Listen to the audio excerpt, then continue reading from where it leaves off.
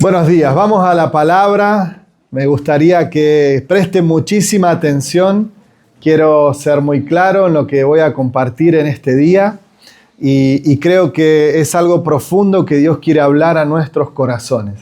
Así que necesito su atención al máximo y también que Dios no habla a los distraídos. Tenemos que estar atentos a lo que Dios nos está hablando, porque no vamos a perder la guía, la instrucción al próximo paso que debemos dar en nuestra vida. Entonces tenemos que estar atentos a su voz. ¿Amén? Amén. Porque el más interesado en conectarse con nosotros es Dios. Nosotros tenemos deseo de conectarnos con Él. Pero si vemos a lo largo de la Escritura, Dios salió al encuentro de Abraham, de Isaac, de Jacob. Vino palabra de Jehová al profeta. Es Dios hablando y queriendo conectar con el hombre. Amén. Entonces, el más interesado en que estemos en comunión es Dios. Él quiere conectarse con nosotros. Por eso es que debemos estar atentos. Amén. Bueno, vamos a hablar del Evangelio. Vamos a hablar del reino de Dios, ¿sí? Y si te pregunta alguien que no conoce nada acerca de la palabra, acerca de Dios, y te dice, ¿qué es el Evangelio? ¿Qué le responderías? A ver, veo muchos signos de pregunta. El Evangelio es el poder de Dios. ¿Cómo? Poder de Dios. El poder de Dios. Amén. Una nueva vida. Amén. ¿Qué es el Evangelio, no? Como buenas nuevas. Sí. Nosotros automáticamente lo asociamos a eso, que el Evangelio es la buena noticia. Y es verdad, pero también tiene significado más profundo. También el Evangelio era la buena noticia cuando un rey había conquistado un territorio. Se llevaba esa buena noticia, que el reino había avanzado. Esa era la buena noticia, ese era el Evangelio. Y Jesús nos manda también a nosotros a predicar el Evangelio. Pero, como siempre hablamos, Jesús nos enseña con su ejemplo. ¿De qué hablaba Él? ¿De qué predicaba Él? ¿De qué enseñaba Él? Era acerca del Evangelio, acerca del reino de Dios. ¿Amén? Y el reino de Dios podemos verlo en perfecta armonía. ¿En dónde? ¿Cuándo fue el momento en que la comunión con Dios y el hombre era perfecta? ¿Cuál era el estado perfecto que Dios había diseñado? El Edén. Ese era el estado perfecto, la unión entre la tierra, porque ellos estaban habitando un lugar. Dios los había puesto en un lugar específico. Y dice que Dios los visitaba cada tarde. Paseaban por el huerto del Edén. Contemplaban la creación, las plantas, los animales. Dios le dio trabajo a Adán de ponerle nombre a los animales. Le creó también la mujer para que no esté solo. Entonces, vemos que ese fue el estado o el diseño original de Dios, de estar en comunión perfecta, en equilibrio perfecto, el cielo y la tierra. Amén. Ellos tenían esa libertad de hablar con Dios, cara a cara. Dios se paseaba con ellos. Y ese fue el diseño original de Dios. El cielo y la tierra en perfecta armonía. ¿Qué pasó? Pecaron. La embarraron, la fregaron. Entonces el hombre quedó destituido de la gloria de Dios. Pero nuevamente tenemos una manifestación del reino de los cielos en algo explícito, en Levítico. Dios le da el diseño a Moisés en Levítico de cómo era el cielo. Si estudiaron un poquito, leyeron un poquito Levítico, Dios les da detalladamente las medidas del tabernáculo. Era una carpa enorme, era una tienda, porque era movible. Ellos se iban trasladando, iban mudándolo de lugar. Ahora, Dios le dice que eso mismo que él iba a construir, ¿sí? El arca del pacto, el propiciatorio, lugar santo, lugar santísimo, eso era una copia, una réplica de lo que estaba en el cielo. Es decir, Dios hace un lugar, un territorio específico donde Él habitaba, donde el reino de los cielos, donde la presencia de Dios habitaba, ¿sí? Pero recuerdan que no cualquier persona podía entrar a ese lugar, ¿o no? Si entraba alguien con pecado, ¿qué pasaba? Quedaba fulminado por la presencia de Dios, por la santidad de Dios. Ahora, pero también ahí tenemos una analogía que es bastante literal, ¿no? Que para entrar el sacerdote en el lugar santísimo, ¿saben qué hacía? Tomaba un cordero perfecto, blanquito, sin mancha, bien gordito, bien robusto, sano, sin mancha y sin defecto. Y ese sacerdote ponía la mano sobre la cabeza del cordero y confesaba sus pecados. Transfería sus pecados al cordero. Y después lo mataba. Y con esa sangre pagaba sus pecados. Esto se hacía una vez al año. Era un acto simbólico de lo que Jesús iba a hacer después por nosotros. Porque también la palabra nos enseña que Él se entregó como un cordero perfecto y que enmudeció. Y si alguno estuvo en el campo alguna vez, puede ver que cuando se va a faenar, se va a matar un animal para consumirlo, obviamente, ¿no? El cordero se entrega, no dice nada, va manso, ¿no? Y por eso también tiene esta analogía, este simbolismo de cómo Jesús se entregó como un cordero por nosotros. Ahora, si vas a matar un cerdo, ¿qué hace? ¿No? Tenemos el dicho popular, que grita como un chancho. Nosotros usamos chancho, cerdo, ¿no? ¿Por qué? Porque se va a resistir, no va a luchar por su vida, pero el cordero se entrega. Y Jesús hizo eso por nosotros. Nosotros reconocemos nuestro pecado, Jesús lo toma, ¿sí? Y nos limpia del pecado. Él pagó con su sangre para que nosotros podamos disfrutar del reino de los cielos.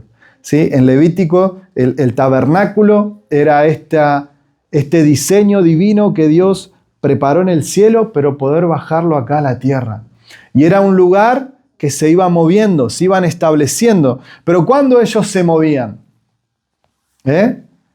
¿Recuerdan que iban en el desierto? ¿Y qué pasaba? Ellos tenían una columna de fuego en la noche y la nube en el día que los protegía. La nube del sol, de no quemarse en el desierto. Y el fuego, porque baja demasiado la temperatura en la noche, hasta 0 grados en el desierto. Y entonces Dios no solamente que les daba calor, sino que alumbraba el camino. Entonces si Dios, si su gloria se movía, ellos se movían. Dios iba al frente. Dios los guiaba. Ellos eran gobernados por Dios. Eran guiados por Dios. ¿Sí? Y muchas veces eso es lo que no queremos. Queremos nuestros planes, nuestro diseño. Muchas veces queremos nuestra voluntad, pero es lo que debemos hacer. Ese es el diseño de Dios. Que buscar su guía, su luz. Amén. Ahora, también ese era el cielo en la tierra, en un lugar movible. Pero también después, mucho tiempo después, David comenzó a construir un templo para Dios. Pero Dios le dijo que él no lo podía construir porque él tenía las manos manchadas de sangre, porque era un hombre guerrero, toda su vida luchó y peleó en batallas. Entonces, si Dios le concedió que su hijo Salomón hiciera el templo y también un diseño divino con esta misma forma de tener un lugar común, un lugar santo y un lugar santísimo, donde ahí estaba la misma presencia de Dios. Ahora, pero si vemos qué es lo que enseñaba o lo que más predicaba Jesús, es que Vamos a leer el versículo. Tengo poquitos versículos, pero que afirman esto que Jesús enseñaba, que Jesús predicaba.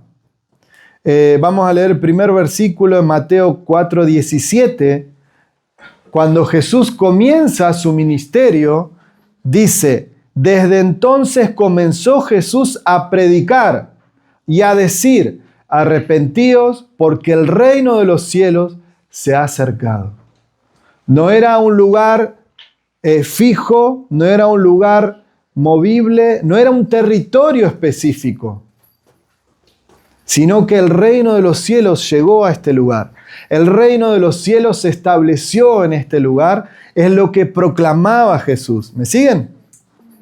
Ahora, en el versículo de Mateo 12:28, dice Jesús: pero si yo, por el Espíritu de Dios, echo fuera a los demonios, ciertamente ha llegado a vosotros el reino de Dios. Quiere decir que estaba demostrando el poder del reino de los cielos aquí en la tierra. Amén.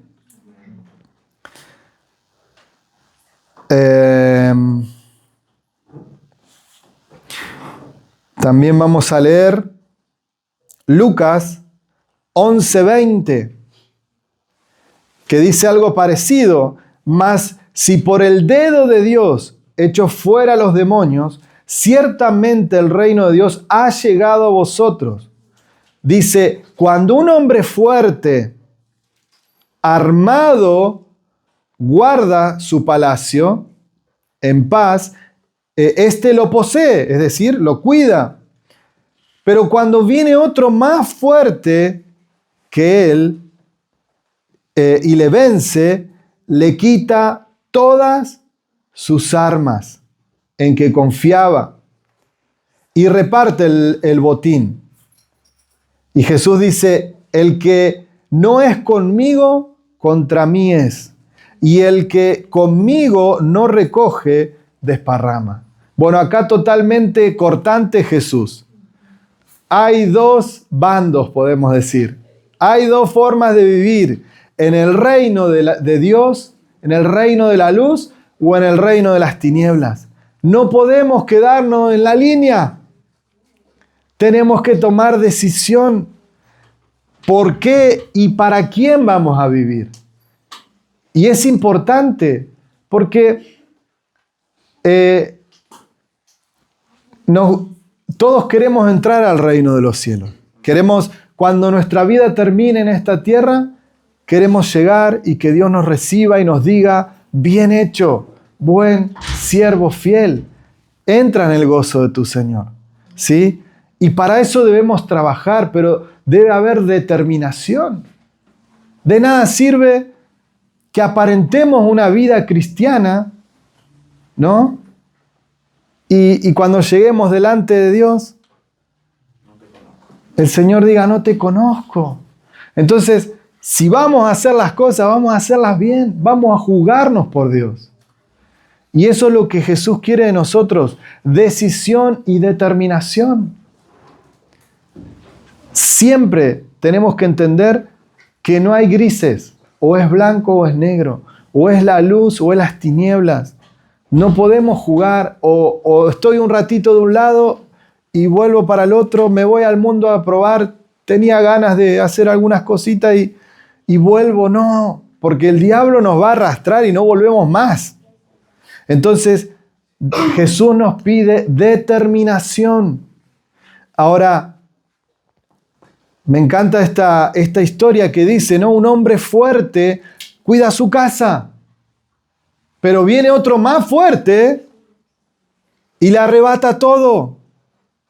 Y muchas veces ese hombre fuerte somos nosotros, cuidando nuestra vida, cuidando nuestra casa, cuidando nuestro hogar, pero con nuestras fuerzas. Y viene ese hombre fuerte que es Satanás, porque saben que Satanás es real, ¿sí o no? Sí, es real Satanás. Entonces, viene con fuerza, porque tiene poder Satanás, y nos roba todo. Destruye la familia, destruye el hogar, destruye la finanza. ¿Sí? Pero eso es lo que Satanás quiere hacer con nuestra vida. Pero hay un hombre más fuerte. ¿Quién es ese? Es Jesús. Jesús venció a Satanás. Y Él le quita, lo desarma. Entonces, tenemos que estar bajo su cuidado, bajo su protección. Ese es el lugar seguro para nosotros. Si confiamos, como dice, ¿no? Cuando viene otro más fuerte, le vence y le quita sus armas en que confiaba. ¿En qué estamos confiando? En nuestras armas, en nuestra inteligencia, en nuestra disciplina. Decir, no, yo cuido a mi familia, cuido a mis hijos, soy ordenado, soy buen trabajador, pero lo hago con mi fuerza. Entonces no necesito a Dios. En cambio, si yo confío en Dios, Él puede desarmar a ese hombre fuerte. Y Dios toma autoridad en mi casa. Dios toma autoridad en mi vida. Y eso quiere decir que el reino de los cielos se establece. Cuando estoy confiando en Él, más que en mi fuerza. Obviamente, no es decir confío en Dios y no voy a trabajar. Yo sé que Dios va a hacer que me paguen el sueldo completo. No, eso es una fantasía. Es ridículo. Yo tengo que hacer mi parte, pero confiando en que Dios es el que tiene el control de mi vida. Tengo que entregarle el control a Dios. De esa manera el reino de los cielos se manifiesta. Jesús demostraba el reino de los cielos. Ahora, en Lucas 10, 9, Jesús les da instrucciones a los discípulos y le dice, y sanad a los enfermos, hablaba de la ciudad en que ella haya, y decidles, se ha acercado a vosotros el reino de Dios. Es decir, Jesús nos manda a mostrar el reino de Dios. En Mateo 10, 7 dice, y yendo, predicad, les instruye a los discípulos, diciendo, el reino de los cielos se ha acercado, sanad los enfermos, limpiad los leprosos, resucitad los muertos, echar fuera los demonios. De gracia recibiste y de gracia dad, ¿no? Es decir, Jesús es el Evangelio, Jesús es el reino de los cielos. Es Él. Y Él estaba con los discípulos, pero ¿qué les dijo? Les conviene que me vaya, porque va a venir ¿quién? Un consolador. ¿Y quién es ese consolador? El Espíritu Santo. Entonces, no solamente estaban viviendo rodeados, estaba cerca al reino de Dios, sino que comenzaba a vivir ¿dónde? Dentro nuestro, dentro de los discípulos. El reino de los cielos no es un lugar, no es una tienda, no es un templo, sino que ahora el reino de los cielos vino a vivir en nosotros. Es Jesús mismo, es su Espíritu. Tenemos que creer lo que dice la palabra, que ese mismo Espíritu que levantó a Cristo de los muertos es el que mora dentro nuestro. Si ese Espíritu de poder está dentro mío, ¿cómo no voy a vencer el pecado? ¿Cómo no voy a estar fuerte para resistir las tentaciones? Tengo que creer que Jesús, por medio de su Espíritu, está dentro mío y que su Espíritu me da fuerza. Pero claro, ¿cómo comenzó predicando Jesús? Arrepentíos, arrepiéntanse de sus pecados. Jesús nos puede ayudar en cualquier condición, en cualquier situación en la que seamos genuinos, reales, sinceros. Señor, esta es mi realidad. Soy pecador. Me cuestan estas cosas. Esto me es difícil. Caigo siempre lo mismo. Ayúdame. Y su poder se perfecciona en nuestra debilidad. Entonces, cuando nosotros queremos avanzar en Dios, simplemente tenemos que rendirnos a Él y darle el control a Él. entonces el reino de los cielos se comienza a manifestar en nuestra vida. Cuando tenemos a Jesús, cuando tenemos a su Espíritu Santo dentro nuestro, no puedo estar ofendido con un hermano, porque estoy incómodo, su espíritu me incomoda, no puedo mentir, porque sé que estoy ofendiendo a Dios, que lo quiero engañar a Él.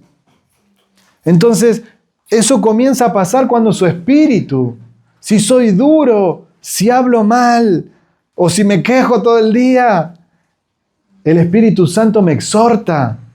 Y no necesitamos que venga el pastor, el líder, a decirnos, no hagas esto, no hagas lo otro. Sí, porque el reino de los cielos está dentro nuestro. Y eso se comienza a ver, ¿no? Como dice Pablo, que si vos me decís que tenés fe, mostrámelo. ¿Y cómo me lo vas a mostrar? Con tus obras, con tus hechos.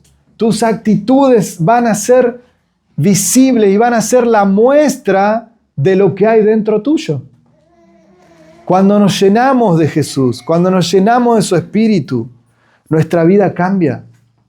De hecho, yo estudiando esto, estudiando la palabra, siempre encuentro, porque Dios cambió mi vida tan rápidamente, fue tan extremo mi cambio, fue tan radical mi cambio, de vivir en el mundo para vivir con Cristo. Fue tan rotundo ese cambio, que todavía estoy tratando de entender qué fue lo que Dios hizo en mi vida. Y hoy me lo imaginaba, porque es como que estoy haciendo una autopsia. Sí, del Iván que murió, de ese viejo hombre. Entonces esto es lo que hizo Dios en mi vida.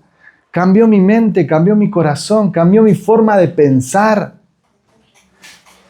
Y eso es lo que hace Dios cuando viene su reino. Hasta a veces ni siquiera lo entendemos. ¿Por qué cambiamos nuestra forma de vivir? Pero es su Espíritu en nosotros, el que nos guía a toda justicia, a toda verdad, a vivir en santidad. Pero el primer paso es el arrepentimiento, es reconocer nuestra condición, es reconocer nuestra situación, lo que estamos viviendo. Porque para Dios no hay nada imposible. Dios puede hacer el milagro que nos parezca más ridículo. Dios lo puede hacer. Pero tenemos que rendirnos a Él. Tenemos que confiar en Él. Rendir nuestros corazones. Y el reino de los cielos se va a manifestar. Se va a hacer visible en acciones, en hechos concretos. En nuestra vida fue una sanidad milagrosa. Siempre lo contamos.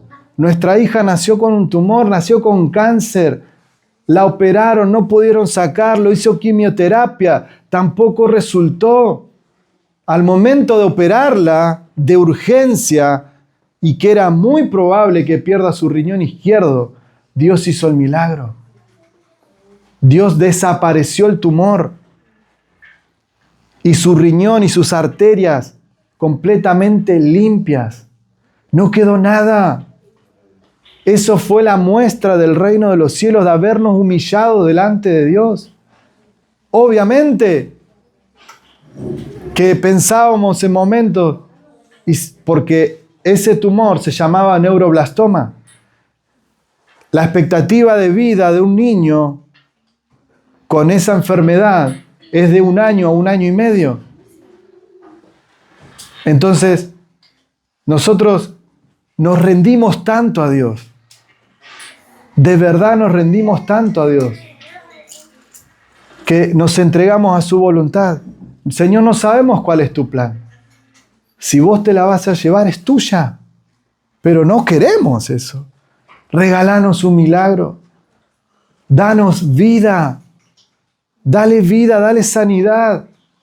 Pero estábamos rendidos y Él hace su voluntad. No fue nuestro capricho. Dios, dame un milagro. Yo tengo fe, yo te creo, yo sé que tenés poder. Sí, eso es todo verdad. Pero la rendición a su voluntad. Entonces nos rendimos delante de Dios, rendimos. Señor, es tu voluntad. Yo no quiero esto. No quiero que te la lleves siendo una bebé. Pero me rindo. Y te pido un milagro. Quiero ver tu gloria. en esta situación. ¿Y sabes por qué pasa eso, esos milagros? Porque el reino de los cielos se establece. ¿Qué pasaba cuando Jesús llegaba a un lugar? ¿Qué pasaba? Si había muertos, ¿qué pasaba? Resucitaban. Si había enfermos, había ciegos, comenzaban a ver. Había paralíticos, comenzaban a caminar. Había mudos, comenzaban a hablar. Porque Él mismo era el reino de los cielos. Entonces, en mi reino no hay enfermedad. En mi reino hay sanidad. En mi reino hay vida. En mi reino hay alegría. Es lo que dice Jesús. Entonces se hace visible el poder de Dios.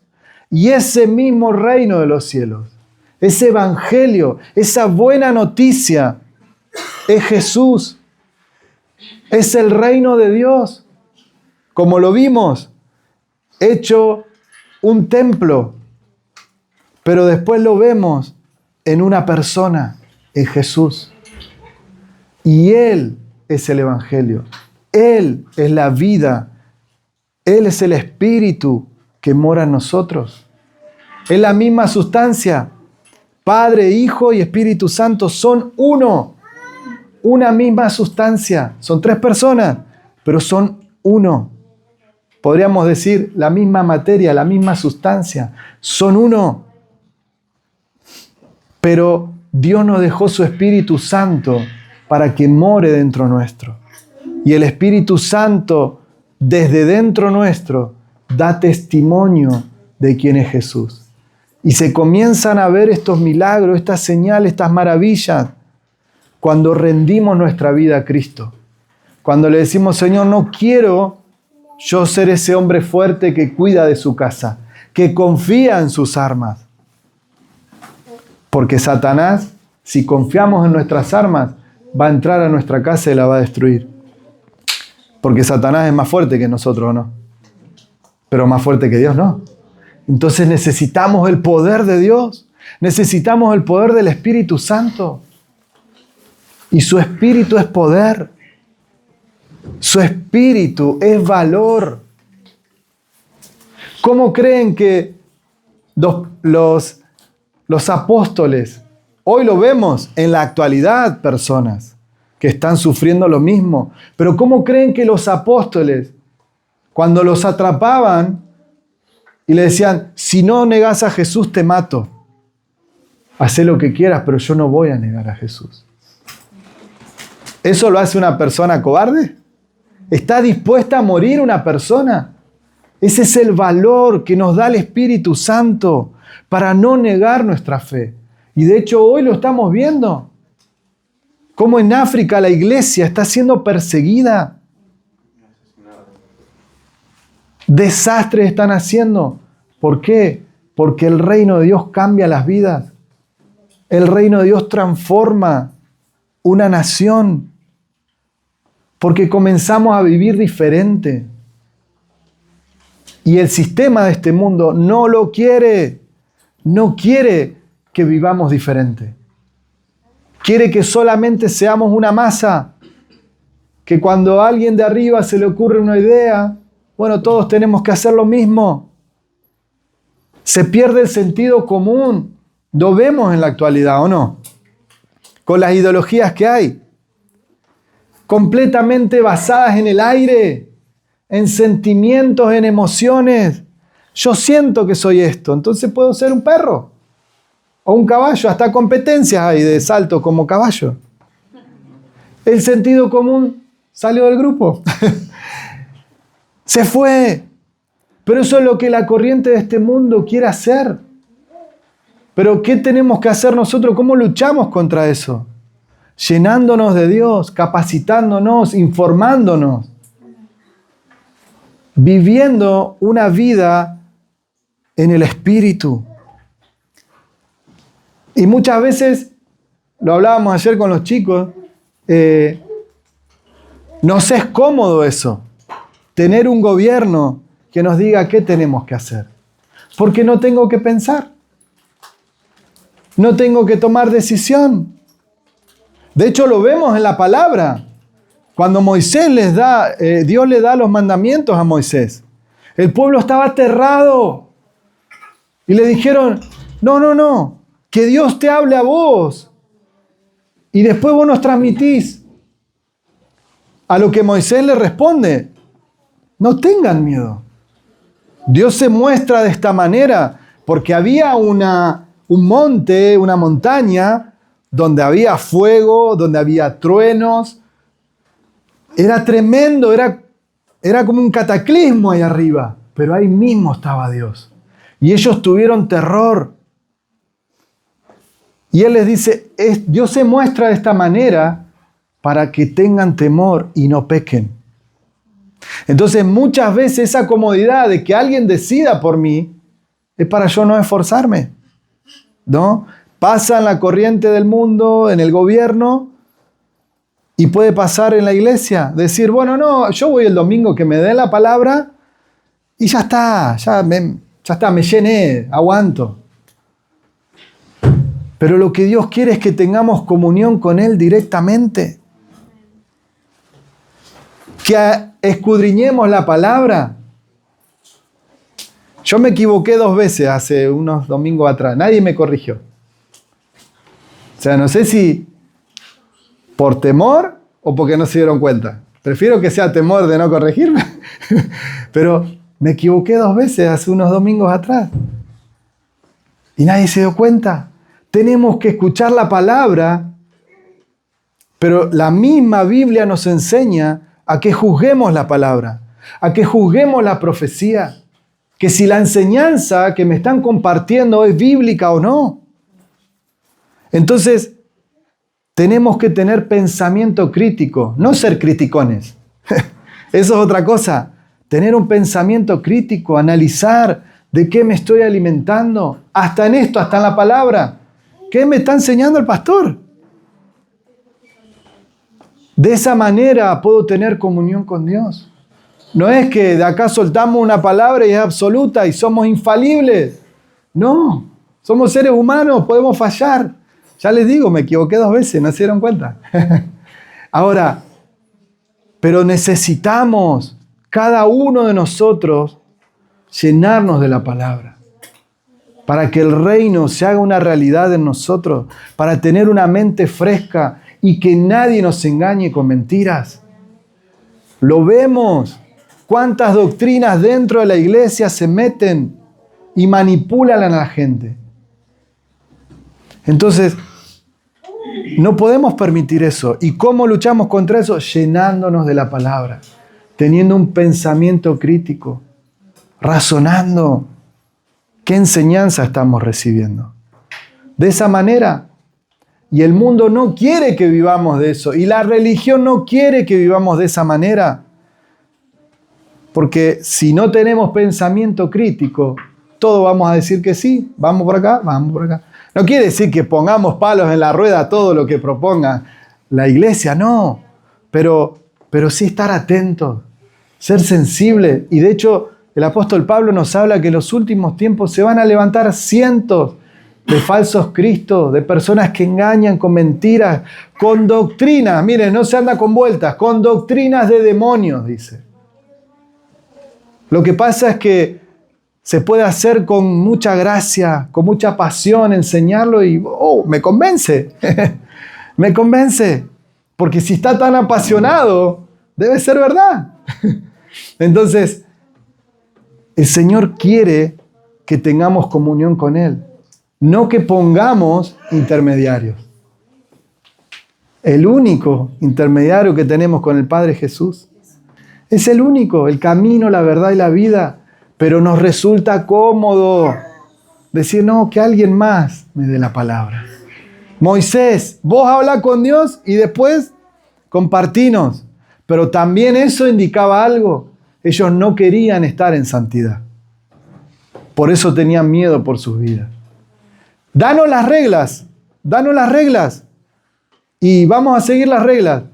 Pero la santidad ya es demasiado. Ya es demasiado.